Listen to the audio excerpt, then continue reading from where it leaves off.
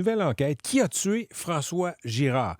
François Girard a été victime d'un meurtre qui est non résolu à ce jour. C'est survenu en 2015.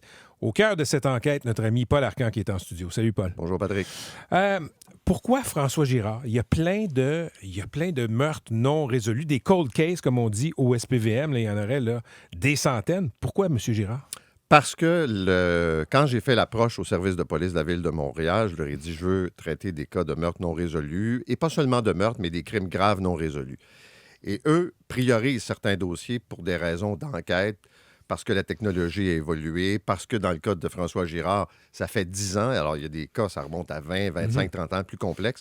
Donc, pour eux, de ramener le cas de François Girard sur la place publique, c'est une occasion peut-être que des gens vont avoir un souvenir, vont vouloir peut-être parler, parce que ça fait que 10 ans. Alors, en fait, ils nous l'ont proposé sur une liste, puis on a choisi celui-là. OK. Et comment... On va revenir là, aux détails qui peuvent faire débloquer des enquêtes, là, mais comment M. Girard est mort? François Girard, d'abord, il faut dire que c'est un employé de la Ville de Montréal, cadre, qui a passé une bonne partie de sa carrière à faire le tour des arrondissements.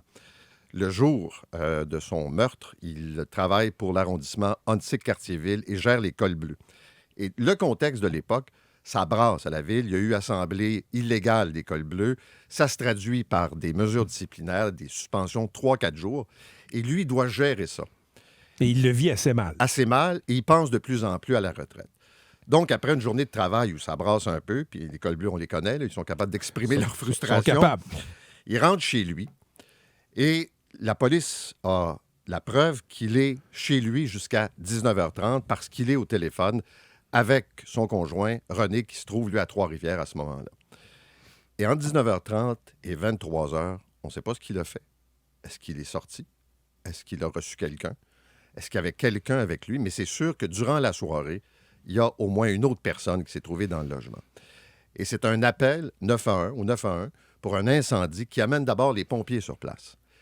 Et les pompiers entrent dans un appartement et c'est plein de fumée, c'est dense. Le pompier qui est intervenu me dit on a une lampe de poche, mais on ne voit rien. Et quand on commence à ventiler la pièce, et là, on voit au sol, puis on s'accroche dans un corps. Et c'est François Girard. Donc, il n'est pas mort à cause d'incendie. C'est pas un suicide. C'est quelqu'un qui a été assassiné. Il a été poignardé. Et là, la scène parle, elle donne quelques indices. Qu'est-ce que les policiers découvrent? Bien, les policiers découvrent d'abord de l'ADN.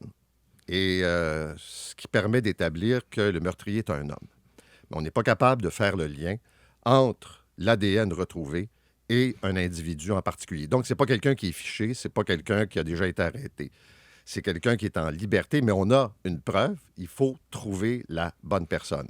Il faut trouver la bonne personne, mais il faut trouver aussi peut-être, c'est ça l'espoir dont tu parles dans ce documentaire, dans cette balado, quelqu'un qui se souviendrait d'un indice. Exact. Quelqu'un qui aurait peut-être même entendu des confidences.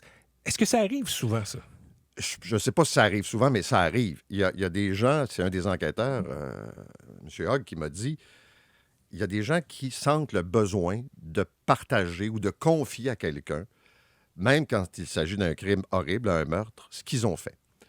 Et la personne, puis le cas là, auquel je pense, c'est quelqu'un qui est en couple, puis ça va bien, puis quand le couple, ça va moins bien, rupture, séparation, va voir la police en disant « Mon ex, là, ben, il m'a déjà dit ça ». Et là, ça permet parfois de redémarrer l'enquête. Et dans le cas qui nous intéresse, et c'est une des policières qui enquête sur le dossier qui dit « On a 3 sphères dans nos vies ». On a une... Oui, je sais que tu aimais ça. Non, mais on en a parlé tantôt. Ouais, mais... C'est fascinant, ce trépied de nos vies que tu vas nous raconter. Ben, en gros, c'est qu'on a tous une vie personnelle, familiale. Publique. Publique. Ouais. Mais, on a une vie professionnelle, on travaille, on a des activités, puis on a une vie secrète. Tout le monde a une vie secrète. Et c'est le terme qu'elle emploie, secrète. Oui. C'est une partie de ta vie que tu ne partages pas, ou en tout cas avec très peu de personnes. Donc, puis François Girard, ses amis nous disent, c'est quelqu'un qui avait des cercles d'amitié, mais qui ne mêlait pas les gens. Alors, il y avait des gens au travail, très peu. C'était pas un gars qui frayait beaucoup en dehors des heures de travail. Il y avait des amis à Trois-Rivières, sa famille, très important, sa sœur, son conjoint. Et les policiers sont convaincus qu'il avait une vie également secrète, une vie en parallèle, qu'il ne partageait pas avec les membres de sa famille ou avec les autres amis. Alors, qui sont les gens qu'il a côtoyés, qu'il a rencontrés dans cette vie secrète? C'est ce que la police aimerait savoir, puis spécifiquement dans sa vie secrète. Puis l'idée, c'est pas d'aller fouiller là, dans les... Non, mais c'est déterminer quel bar, quel restaurant il pouvait fréquenter, qui sont les gens avec qui il entretenait des relations. Il y a une partie de la vie secrète des gens qui se déroule des fois dans Internet, dans des plateformes, etc. Ouais. Là, on parle de 2015. Ouais. Ça existait. C'était moins développé.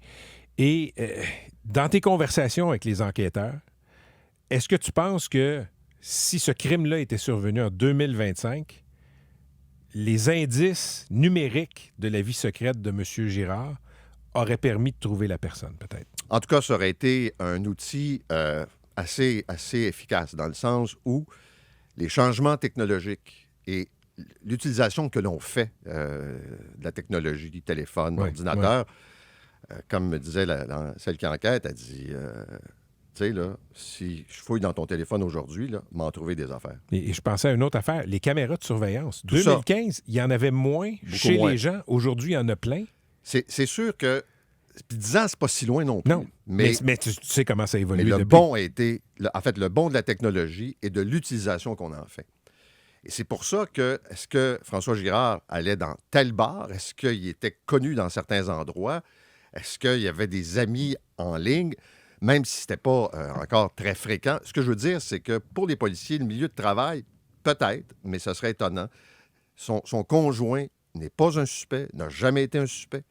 Il reste cette partie-là où ils ont très peu d'informations. Tu donnes la parole à des amis, aux proches, à la famille de François Girard. Et ce qui m'a frappé, c'est à quel point ils sont encore habités par ça. Tu as parlé à des proches de victimes toute ta carrière, Paul. Raconte aux gens ce que ça fait quand la police cogne à ta porte puis t'annonce que quelqu'un que t'aimes est mort violemment. C'est terrible. C'est terrible. Et surtout dans le cas de François Girard, un gars de 59 ans qui vit en couple depuis des années. Il habite son petit logement dans Rosemont. Il a une maison familiale dans la région de Trois-Rivières. Pas d'histoire. C'est pas un gambler. C'est pas quelqu'un qui a des dettes. C'est pas quelqu'un qui consomme de la drogue. C'est pas quelqu'un qui a un historique criminel. Rien. Une vie... Sans histoire. Sans histoire. Et je pense, entre autres, à sa sœur avec qui j'ai parlé. Non seulement c'est le choc là, d'apprendre, puis les policiers disent ça graduellement. Hein? Ils t'annoncent le décès, puis après ça, ils avancent un peu. Mais tu te dis, mais qui a voulu faire ça? Et surtout, pourquoi? C'est ce pourquoi-là là, qui habite. Tu comprends pas. La personne, oui, tu veux qu'elle soit arrêtée. Peut-être que cette personne a commis d'autres crimes. Mais c'est surtout de comprendre pourquoi, ce soir-là, quelqu'un a décidé de prendre une arme et de tuer François Girard. Ils sont pas capables de trouver un motif, d'essayer de dire... Tu sais, des fois, tu dis, bon, ben, telle fréquentation ou cette personne-là, mais dans le cas de François Girard, ils ont rien. Les proches, et c'est pas là des gens qui sont dans le déni, là. Il n'y a rien, puis même, en fait, les enquêteurs te le disent, ils ont regardé sa situation financière, ils ont fait le tour, ils n'ont rien trouvé qui permettrait de dire, oups, il y a un motif là.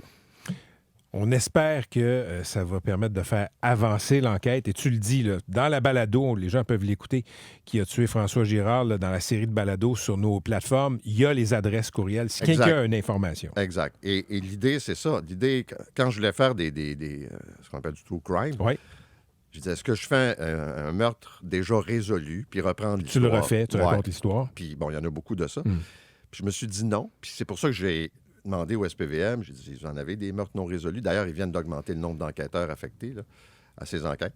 J'ai dit, j'ai le goût d'en prendre un, puis de voir si, en amenant le dossier, qui n'est pas un dossier qui était très médiatisé là, à l'époque, ça permettrait à quelqu'un de se rappeler quelque chose. On a la photo de François Girard, vous l'avez peut-être vu, vous l'avez peut-être déjà rencontré dans un bar, dans un restaurant. Vous avez peut-être des informations. Même si ça peut sembler banal, il faut communiquer avec la police pour trouver ce gars-là. Paul, t'as fait des films documentaires, des séries documentaires pour la télé. Là, c'est la balado d'enquête. Mm-hmm. Qu'est-ce que tu préfères, mais qu'est-ce que ça permet de faire que le visuel ne permet pas de faire en balado? Ben, c'est différent. C'est-à-dire que quand tu fais un cas comme celui-là, très précis, là, je pense que d'abord, c'est une proximité. Hein, c'est comme la radio, finalement. On raconte une histoire, puis on espère que l'histoire va susciter de l'intérêt. Quand on fait une série, c'est un peu la même chose.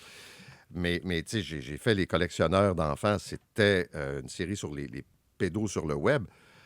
Bien là, c'est une autre perspective. Puis là, ça prend plus de budget parce qu'il faut aller rencontrer du monde, puis il faut tourner. Ça, on a fait ça avec la petite équipe, Sébastien, Jessica, puis avec l'aide des enquêteurs. Puis on a refait l'histoire, puis vraiment revisité l'histoire. C'est peut-être la comparaison, c'est comme lire un trailer puis écouter un film d'enquête, si on veut. C'est très bien fait, c'est captivant. Merci, c'est gentil. Ça s'intitule « Qui a tué François Girard » sur les plateformes de Cogeco. Ouais. Merci beaucoup, Paul. Salut, bonne C'était journée. Paul Arcan, 7h43.